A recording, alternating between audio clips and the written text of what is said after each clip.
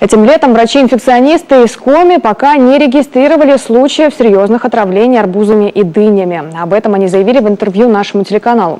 По мнению экспертов, это связано прежде всего с низкими температурами. Полосатые ягоды при пребывании на улице не успевают портиться.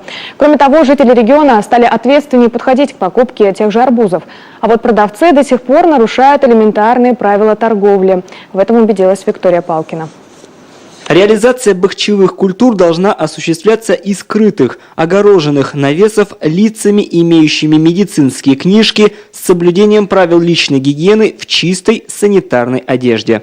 Именно так по санитарным требованиям должна выглядеть торговая точка, в которой реализуются бахчевые культуры. Но как наша съемочная группа не старалась найти такой прилавок, так и не смогла.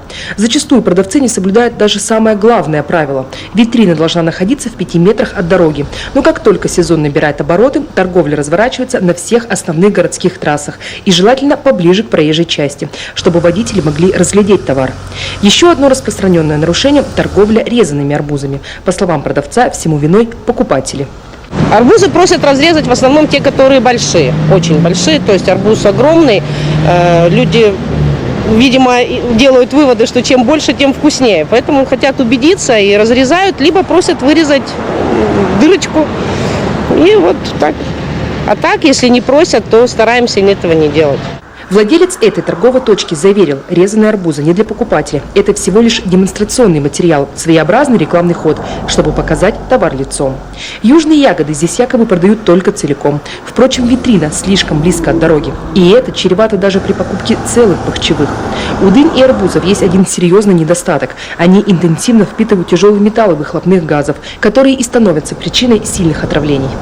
По словам продавцов бахчи, продажи в этом году идут не очень. Во всем винят холодное лето. Нет жары, нет желания попробовать арбуз. Как предположили некоторые продавцы, горожане просто ждут, когда упадут цены. Пока килограмм зеленой ягоды дешевле 10 рублей не купишь, а дыню меньше 50 и вовсе не найдешь.